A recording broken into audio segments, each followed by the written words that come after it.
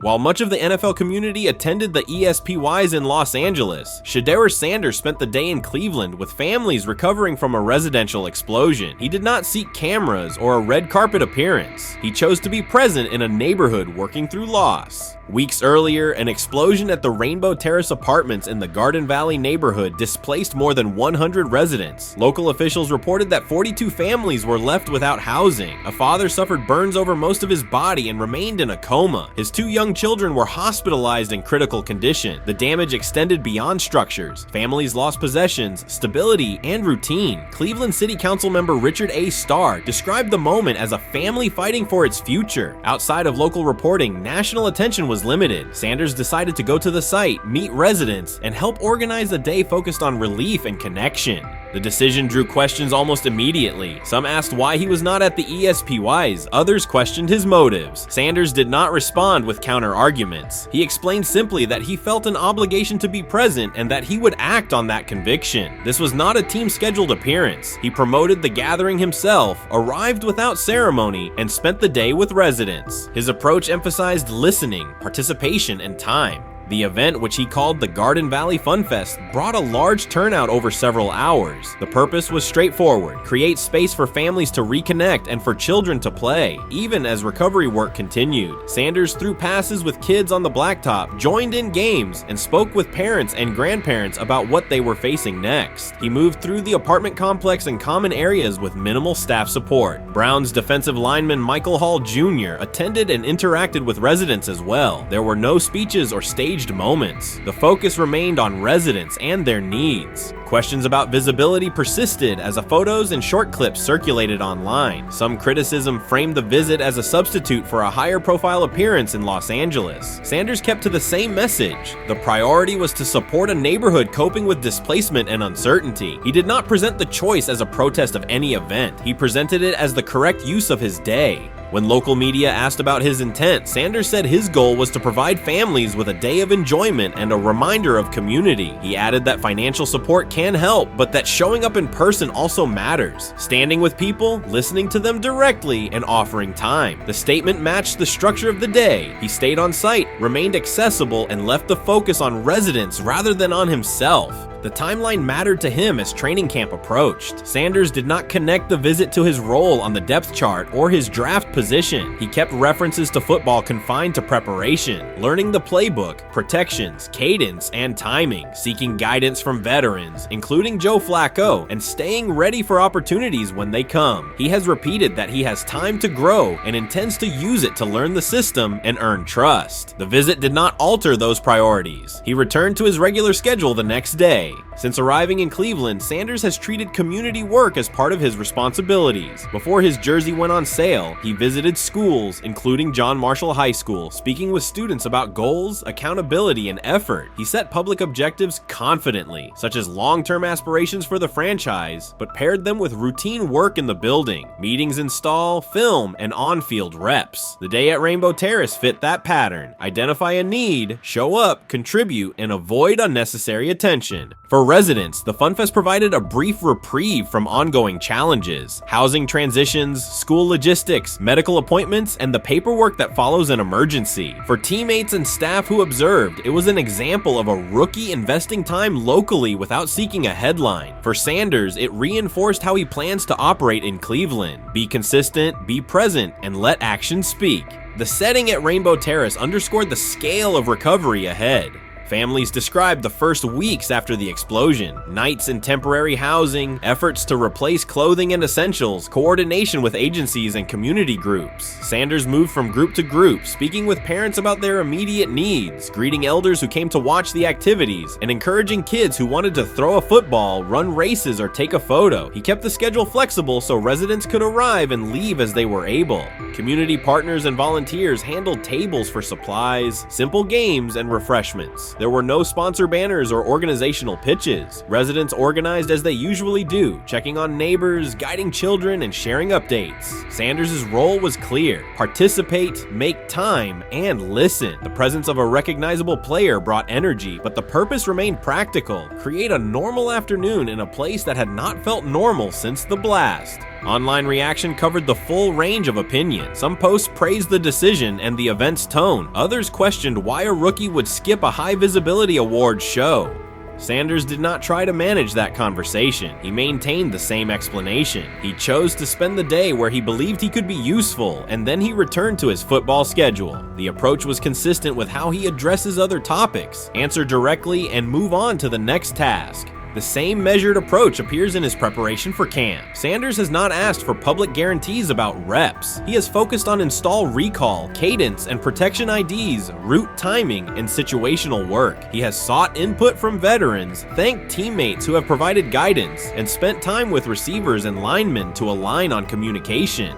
Coaches have emphasized that the quarterback competition is a process, and Sanders has accepted that framework. His emphasis remains on readiness. None of this overshadows the experience and resumes of other players on the roster. It does provide a clearer picture of how Sanders operates as a professional. He separates off-field actions from promotional efforts. He keeps football preparation focused on what he can control. He communicates with teammates across position groups so that timing and expectations are shared. He does not try to steer attention in his favor. He tries to make steady progress. The day in Garden Valley was one example. He arrived without a speech, stayed for hours, and left without an announcement. He did not ask for recognition. He offered time. Residents responded in kind. Kids lined up for catches and races. Parents and grandparents asked about camp and wished him well, and neighbors coordinated rides and schedules around the event. The atmosphere felt like a neighborhood gathering, not a media production. Local leaders who were present or who spoke later emphasized that recovery will take months. Families will continue to navigate housing, healthcare, and daily logistics. Events like the Fun Fest do not resolve those issues, but they help sustain community connections and morale. Sanders' contribution was to create a space for that to happen and to treat the day with the same seriousness he applies to practice, plan, execute, and keep the focus where it belongs. As the preseason approaches, Sanders will continue to compete for opportunities on the field. He has said he will be prepared when called upon, and that he understands the importance of mastering details before focusing on outcomes. The organization will make decisions based on evaluation, and he will accept the results while continuing to improve. The off-field choices will remain consistent, identify needs in the city where he lives, and contribute in direct, practical ways. The core elements are simple. A neighborhood suffered a significant loss. Residents faced immediate and ongoing challenges. A rookie quarterback chose to spend a day there, without a press conference, without a schedule of talking points, and participate in a community-led event designed to give families a break and remind children that play still has a place. He provided presence, not a headline. He listened more than he spoke. He returned to work the next day. In a league and media environment that often prioritize visibility, Sanders made a different choice. He kept attention on people, not optics. He placed value on time spent in person rather than on appearances. He continued to build trust in the locker room and in the city through steady conduct rather than declarations. That approach, measured, direct, and consistent, will shape how he is viewed in Cleveland as much as any public statement could. The outcome of his football career will be decided on the field by installations learned, reads made, throws delivered, and games played. The outcome of his role in the community will be measured by smaller, quieter moments. Afternoons like the Fun Fest, school visits, and unannounced stops where listening matters more than being seen. For Cleveland residents at Rainbow Terrace, the takeaway from that day was straightforward. Someone who represents their team showed up, stayed, and participated without fanfare. For Sanders, it was the same. Do the work in front of you, whether that is a practice period or a neighborhood event, and keep the focus on the people who are affected most. I view things as I got time. I got time to be able to grow and mature, and be able to understand the ins and outs of the defenses and be able to get the good insight from the vets in the room. So I look at it as, a plus, and whenever, it's time for me to play. Shedeur Sanders rolled into Browns camp and instantly made the whole practice feel like a recess pickup game. NFL vets suddenly looked like they'd forgotten the playbook and were just trying to keep up. With that being said, I see some balls coming out of Shedeur Sanders at that camp, and I'm like, kind of looks like a guy. Yeah, I'm reading. He can sling it. Read the teeth. I see him, some of the veterans, how they talk to him, mic'd up, see what he's doing in the community. Talking about Njoku there?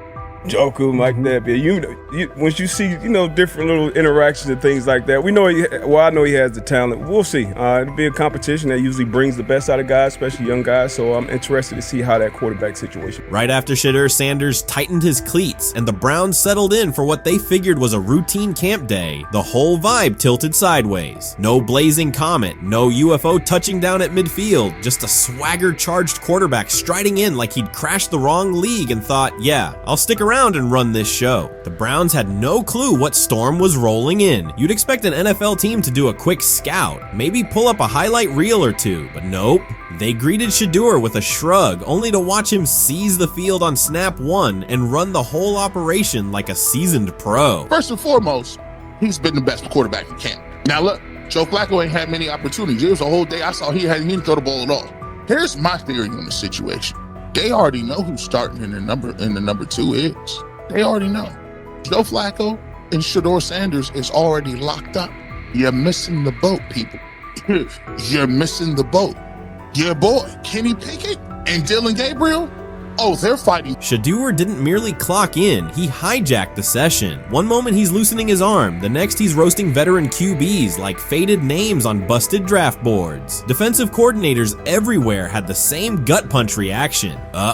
His pocket poise, straight disrespectful. His timing, psychic, and every pass left his hand like it was laser guided to its mark. While Shedeur Sanders was slicing up routes, the Browns secondary looked less like an NFL backfield and more like a gaggle of dads sprinting through a Saturday fun run. Big on enthusiasm, short on closing speed. Coaches fought the urge to slam the emergency horn. Players traded wide-eyed, "Are we serious?" stares, and someone even double-checked that a hidden camera crew wasn't about to pop out of the tunnel. But nope, this was pure Shedeur. Half cold-blooded surgeon, half highlight factory. He wasn't dropping a casual "I'm here," he was crafting a masterclass. From the first rep, the tempo changed. Shedeur Sanders accepted the snap with steady footwork, diagnosed the Browns' single high shell, and delivered a tight window seam route that forced the free safety to recover late. Throughout the period, he manipulated leverage with quick shoulder fakes, moved through full field progressions, and released on time from a balanced base, consistently putting the ball on his receiver's upfield shoulder. Cleveland's coverage struggled on multiple fronts. Safeties hesitated between deep half responsibilities and underneath support, creating voids at 15 to 20 yards. Cornerbacks and off-man were caught in trail position when Sanders used rhythm throws on 3-step drops, while those who tried press technique had their inside hand neutralized by his receivers' outside releases. Linebackers widened to match shallow crossers, leaving the middle hook unguarded for pivot routes and option digs. One corner attempted a line of scrimmage jam. Sanders immediately adjusted the route to a back shoulder fade, releasing the ball before the break and rendering the press ineffective. Over the session, he showcased pocket discipline, reclimbing to maintain throwing lanes rather than drifting, and finished with a series of anticipatory throws against cover 2 cloud, fitting vertical outs between the flat and deep half defenders. Sanders' combination of rapid post-snap processing, precise ball placement, and pocket efficiency exposed coverage mismatches at every level and highlighted communication gaps in the Browns secondary. By mid-session, the Browns defensive staff clearly recognized their calls were outmatched. Every adjustment, a roll to cover 6, a simulated pressure, a late rotate to 2 high, was neutralized once Shedeur Sanders confirmed the post-snap picture. Routes that had taken weeks to script were beaten by timing and location. Comeback set at 12 yards broke open before the corner's transition. Slot seam-outs dotted the void between the flat and deep half defender, and boundary receivers beat press with quick hand techniques, receiving the ball before the trail man could recover. Sanders' command was methodical. He used cadence to freeze plug blitzes, re-ID'd the mic when linebackers sugared the A-gaps, and maintained a firm base so he could reset and fire without resetting his feet. His receivers benefited from that rhythm. Top of the stem, eyes back, ball delivered on their upfield shoulder, allowing immediate transition to YAC. The Browns front tried a late stunt to compress the pocket. Sanders climbed 2 steps, re-spotted the shallow crosser, and delivered in stride, turning a potential sack into a 20-yard gain. What stood out most was how little ramp-up Sanders needed. From his first series, he processed full-field concepts at tempo, cycling through progression reads without hitching. The poise under interior pressure, consistency in ball placement, and ability to manipulate zone defenders left the Browns' coordinated disguise packages ineffective and forced them into static coverage by the end of the period. In short, Sanders' efficient mechanics, rapid processing, and anticipatory accuracy rendered Cleveland's defensive game plan ineffective at every level, from pre-snap disguise to post-snap spacing. Imagine there's many people that think Dylan Gabriel's a better quarterback than Shedeur Sanders. I don't care where they were drafted. And if the Browns are the one team that thinks that, then I'm going to suspect it's not true. They don't know what. Listen, I've been on every quarterback evaluation for 30 years. Right. I never root against anybody. Yeah. But I'd be surprised if Dylan Gabriel's ever a legitimate starting quarterback for the Cleveland Browns. I-I'd be surprised. I just don't think. Well, then it is a wasted pick because you took him in the top 100.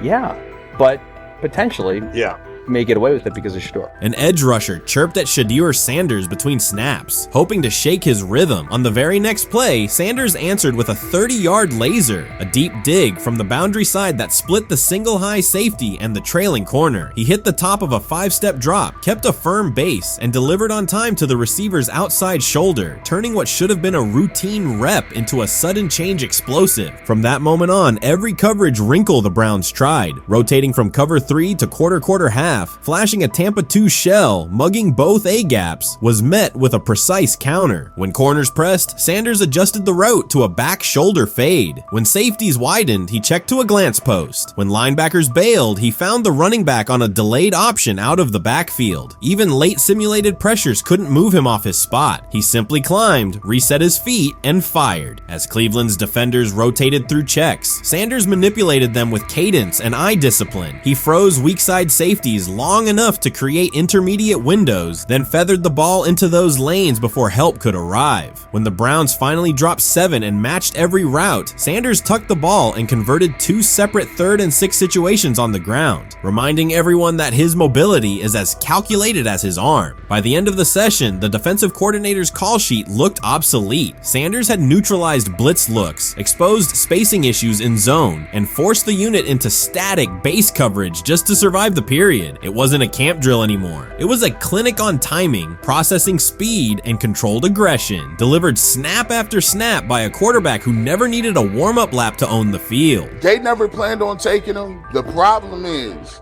like Ocho Cinco said, you got somebody that has endeared himself to the locker room. And guess what? The difference between him and Tim Tebow, the biggest one, is he can play. He can throw the ball. Tim Tebow running around being an H-back. He can throw the ball. And he's done everything he needs to do. He ain't saying nothing. He ain't rocking the boat. He ain't mad about the reps. He ain't mad about none of that. All the people out there want to see is this, like Tyler said earlier. We want to see what he can do with Jerry Jeudy. That's it. I want to see what he can do with David Njoku. I want to see him with Junkins. I want to see him with the first running backs. If you are cooking, if you are beating down the doors with the 3s and 4s, guess what? You deserve more. From the first team period on, Cleveland's secondary looked a step slow. A deep third safety hesitated on a post-snap rotation, leaving Shedeur Sanders free to climb the pocket and fire a 22-yard out that arrived before the defender could plant and drive. The supporting cast around him, players fighting for roster spots, not Pro Bowl invites, benefited from his command. Sanders used tempo to control the defensive front, altered protections at the line, and located throwing lanes so quickly that one receiver didn't register the catch until he crossed the goal line. As the Browns tried new personnel groups, coverage busts multiplied. Starters slipped out for hamstring stretches while rookies rotated in, only to find the ball arriving on their blind side before they'd completed a midpoint squeeze. On a later 3rd and long, Cleveland finally closed the interior rush lanes, compressing the pocket with 3 defenders. Sanders pivoted through the traffic, stepped into a narrow escape window, and, without resetting his shoulders, whipped a no-look pass to the boundary curl for a fresh set of downs. The throw turned a potential sack into an explosive play and left the coaching staff scrambling for answers. The people who are fascinated by Shedeur for whatever reason, whether it's his play, I guess, last year was kind of fun. If you're just like a guy who grew up like loving Deion Sanders and passed that love on down to your kids, I can see why you're like that. The one thing I will give them is you're looking at this quarterback room. If you're a fan of Shedeur and say, why can't he go beat Dylan Gabriel or Joe Flacco or Kenny Pickett? So I do understand that part of it, right? Because why not? Why couldn't he be the Brown starter in October or November? That looks like a quarterback room where everyone will get a chance to start. That's exactly what he says. I'm told the footage of Shedeur Sanders meeting with the Giants is so bad that both the Browns and the Sanders family have threatened legal action if it is published. The New York Giants have released audio from their draft interview with Shedeur Sanders, and the disclosure has drawn intense public reaction. Fans want to know whether Sanders made critical remarks and why the Giants shared material that should have remained confidential. The situation revolves around an open microphone, contentious comments, and the broader implications of the league. The New York Giants published a brief, edited segment from their interview with Shedeur Sanders and withheld the remaining footage. Observers are debating whether this was a strategic public relations decision or an attempt to discredit him. The team has offered no additional explanation, and many fans view the limited release as inadequate and potentially misleading. They are demanding full transparency and accusing the organization of orchestrating a negative narrative. While criticism of Sanders is vocal, his supporters are responding with equal intensity. There was another team that he sat down with. What do you mean it didn't go well after that? So, he was pissed that they did that to him. They did that to him. He counter-confronted the them. same thing they do to every other quarterback prospect. They did that to him. They slide in a mistake to see if you catch it. Right. And so because you're the quarterback. But he didn't take it as a correction. He took it as like he got pissed off. Yeah, and it's like so here's another one. So another one was, he throws a bad interception, and it was a deep throw early in the game, and he comes back and they go in the meeting, they show the interception. The Giants have released only a brief excerpt of the interview and are refusing to share the rest. Their decision has drawn criticism across TikTok, X, and Facebook, where many see it as a poorly handled public relations move. Fans are calling for the full recording to be published so the situation can be judged in its entirety. The GM is on film that the son, they asked the son last draft, yo, who you think I should pick? His son like, yo, you need to get the Jaden Daniels, big. This is what his son, it's on tape. You should go Jaden Daniels. He laughing at his son. And all right, cool, get Jaden Daniels. I don't even know how that tape got out. I wouldn't have let the shit get out. Shedeur Sanders appears unfazed by the situation. Although the Giants suggested he was more hype than substance, their handling of the interview has instead elevated his visibility. Analysts across major sports outlets are now discussing him more than before, keeping his name prominent in the news cycle. New York Giants, where these tapes at? You hear me? Because if Shedeur Sanders was so unprofessional, y'all would have leaked the tapes for the whole world could see, right? Cause understand, it's a lot of he say, she say. But one thing I do know, as a young black man growing up in this world, being straightforward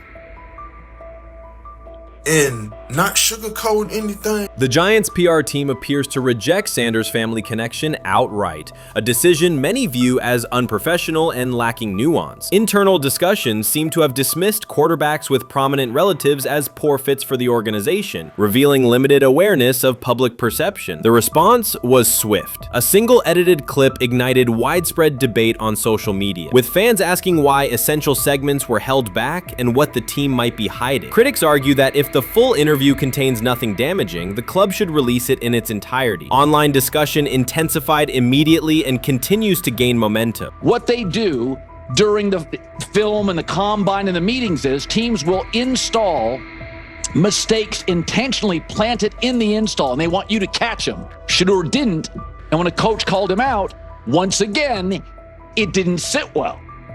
It's like, bro, there's not many teams needing quarterbacks, especially since Pittsburgh appears to have a deal with Aaron Rodgers and Tennessee's getting Kale Moore. The Giants' decision to withhold the full interview has produced an unintended result. Instead of diminishing interest in Shedeur Sanders, it has intensified it. Media outlets and analysts are now examining every on-field rep, press comment, and public appearance as evidence of how he conducts himself under scrutiny. Each throw, adjustment, and answer is tracked and evaluated against league standards, reinforcing the view that he remains composed and professional. Many fans contend that the organization has misrepresented Sanders and suggest the issue may stem from the Giants' view of his father, Deion Sanders. They see the partial release as an attempt to raise doubts about his character by association. That perception has only made his profile more compelling. The discussion has shifted from whether he deserves a high draft position to how effectively he withstands sustained pressure. Sanders is now regarded not just as a talented prospect, but as a symbol of resilience, central to debates about transparency and organizational strategy. Even if the Giants eventually provide more context, the visibility they have created for him is unlikely to fade. The most fun yet the most difficult thing I cover and we cover all year long is not games. It's the NFL draft. Because I've said this many times, you get lied to for a month to 2 months up to it. And so often during the draft, and every few drafts, there's a guy that really falls, precipitously falls. This year it was Shedeur Sanders, it's been Aaron Rodgers, it's been Dan Marino. Every few years somebody falls a lot. And so, but those stories don't come out until like the fall. Criticism of Shedeur Sanders from within the Giants organization has become increasingly public. Team communications appear focused on casting him as an overhyped prospect, whose character should be questioned. A narrative that seems aimed at shaping opinion rather than assessing performance. Yet each selective release or negative remark has instead amplified attention on Sanders and elevated his reputation. Efforts to confine him to a narrow, unfavorable image continue to produce the opposite effect, reinforcing his position as an underdog who endures external pressure. The debate has shifted from football analysis to broader concerns about narrative control and transparency. Fans, reporters, and online communities are still urging the Giants to publish the full interview, arguing that only complete context can resolve speculation. The organization's refusal to comply has intensified scrutiny and led many observers to conclude that the team underestimated public reaction and now faces questions it could have avoided with full disclosure. The tapes, the New York Giants have the tape. They definitely have the tape. It's confirmation that they have the tape. Shedeur didn't do nothing. It's what they saying he did. I'm gonna tell you what these mixed reaction right here. So we already know about the New York Giants, but the Pittsburgh Steelers head coach Mike Tomlin reported Miles Sanders' talent, but hesitated to draft him due to previous challenges with quarterbacks like Russell Wilson and Justin Fields, leading to more cautious approach. Las Vegas Raiders. Sanders met with Raiders at the NFL scouting combine and expressed enthusiasm about potentially joining the team. His familiarity with the West Coast offense and quick release was noted positive, though concerns about his ceiling. Hours after the Giants posted that short audio clip, the timeline never slowed. Comment threads filled with frame-by-frame breakdowns, lip-read attempts, and side-by-side comparisons of what was said versus what was left out. Reporters called league contacts. No one could explain why a franchise would stir this level of curiosity only to seal the vault. Each refusal sharpened focus on Shedeur Sanders, turning routine throws into national talking points. Analysts kept circling back to the same note. His cadence at the line looks unchanged, steady against the noise. Hashtags demanding the full interview, trend drop, and trend again. Podcast hosts bump scheduled segments to lead with the leak. Rival teams get asked how they would handle a similar situation, then quietly check their own archives. Inside Giants headquarters, the plan to shape the story looks less like strategy and more like a slow burn spotlight they can't switch off. And now every preseason snap, every media availability, every stray sideline camera angle gets fed into a loop that asks, what are they still hiding? The file remains locked. Curiosity keeps compounding. Until someone presses upload or steps to a podium and explains the redactions, the subject drifts away from depth charts and play design, fixing instead on secrecy, control, and the risk of underestimating how fast attention turns pressure into permanence. Momentum isn't fading, it keeps recalibrating, louder, impossible to mute. He lied to us all when he said that this was going to be an open competition, a four-man open competition when it comes to the QB situation up there in Cleveland, in which, from the looks of it, all we've seen it be was a three-man race. The only people that has been getting reps in with the first team or with the veterans are Joe Flacco, Kenny Pickett, and Dylan Gabriel. We've never seen my boy Shedeur Sanders get a chance to get in. Even with him doing the things that he has been doing up there, he has yet to get in with the... Shedeur Sanders was caught off guard by Coach Kevin Stefanski's recent remarks, which have sparked talk of bringing in another starting quarterback. Commentators are debating whether Stefanski's comments reflect eroding confidence in Sanders or a brief lapse in judgment, but the rookie now faces intensified scrutiny over his role. The Browns, we got an analyst that says that Shedeur Sanders should have some kind of a ban? Banishment of some kind? Come again? Say what? For what? And we've got, this would be more troubling. If I'm a Browns fan, and this is where we're going to start, potential dissension in the ranks of the front office and the coach. And over what?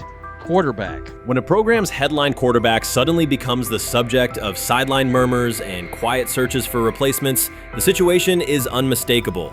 It's a breach of trust. Shedeur Sanders, the passer who put Colorado back in national conversations with his production and profile, has just received a clear message that his job security is in question. Coach Kevin, the assistant previously considered to be in Sanders' corner, made remarks that ignited speculation about changing quarterbacks. Fans, analysts, and even Deion Sanders are now reassessing the team's unity and its true plan for the position. The comment was no accident. It was a deliberate signal that the staff may soon elevate a backup. For perspective, Shedeur Sanders did not step into ideal conditions last season. He was sacked so often that Colorado could have dedicated a locker to every opposing edge rusher who reached him. Could I possibly go to bat for Kevin Stefanski as a great head coach? No, I couldn't.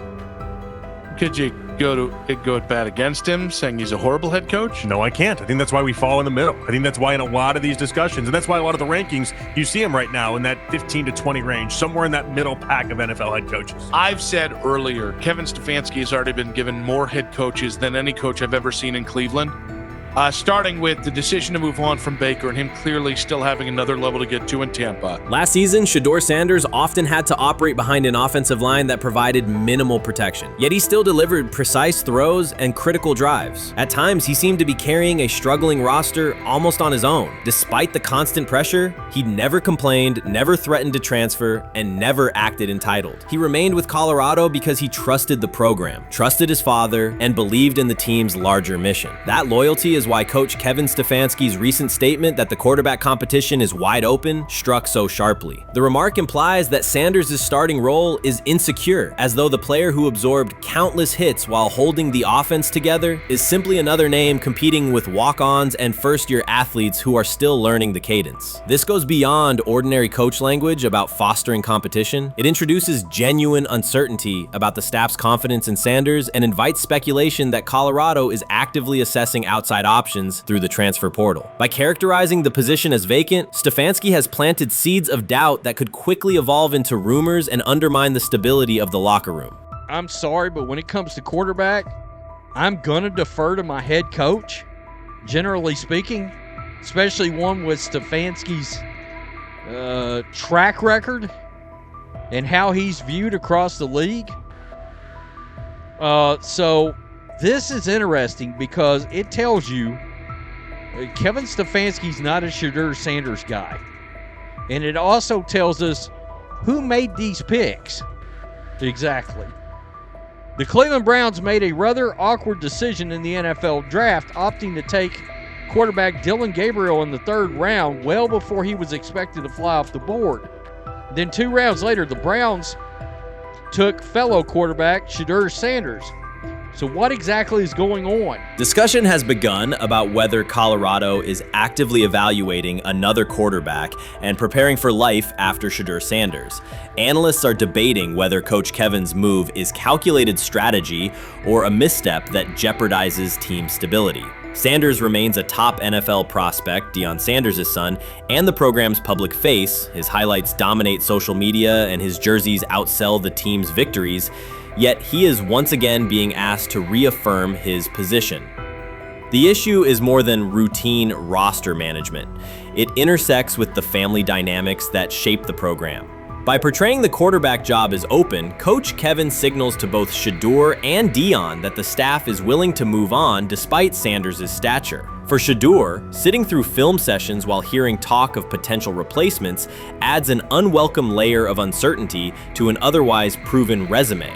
The decision may reflect a desire for a quarterback with a different profile, perhaps someone more mobile and system-oriented, rather than a dismissal of Sanders' accomplishments. Urban Meyer's roster history underscores the absurdity. Meyer coached Aaron Hernandez, whose off-field crimes are well documented, along with other players entangled in assaults, academic misconduct, and more. Yet Feinbaum singled out Newton, a national champion, Heisman Trophy winner, and NFL MVP, as the worst. This selective condemnation is not new. When Deion Sanders recently suggested implementing an NIL salary cap to restore competitive balance, Feinbaum dismissed the proposal and called Sanders a hypocrite rather than engage with the substance. The pattern repeats. Feinbaum routinely targets Cam Newton, Deion Sanders, Jameis Winston, Lamar Jackson, outspoken black athletes and coaches, while extending grace to figures such as Nick Saban, Kirby Smart, Dabo Swinney, or Tim Tebow under similar circumstances. Newton is no longer content to remain silent while others distort his story. In response, he laid out an accurate chronology, highlighting facts the commentary networks rarely repeat. One long-standing myth is that Newton was expelled from the University of Florida. He was not.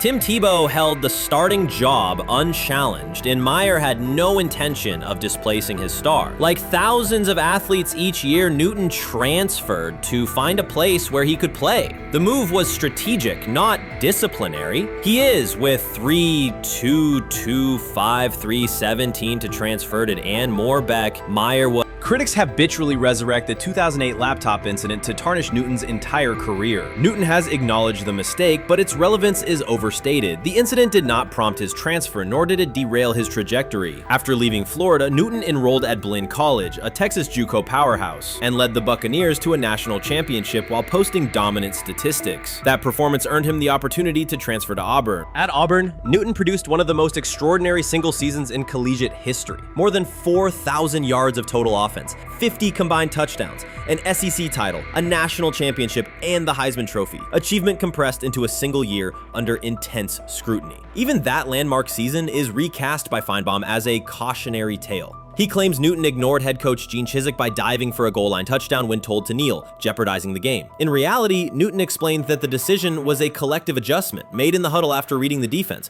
While Auburn still held timeouts, the Tigers maintained control and secured the championship. Portraying that moment as reckless serves to recast Newton's success as selfishness rather than leadership. Feinbaum's approach to Sanders reflects the same dynamic. When Sanders urged a structured NIL ceiling to protect athletes and stabilize rosters, Feinbaum immediately labeled him hypocritical. Yet when Saban or Swinney voice identical concerns, Feinbaum frames them as thoughtful guardians of the sport. The inconsistency reveals that the determining factor is not the argument but the identity of the speaker. Unapologetic black leaders who control their narratives, challenge entrenched hierarchies, and Feinbaum's commentary often functions as a check on that influence. Newton countered Feinbaum's latest attack with a concise statement. "You're lying, Paul. Please stop." Behind those words lay a broader indictment of the media machinery that weaponizes half-truths. By calling Newton the worst player Meyer coached, Feinbaum was seeding doubt among fans, front office evaluators, and future historians. Newton, now an established media presence and entrepreneur, no longer depends on traditional outlets to correct the record.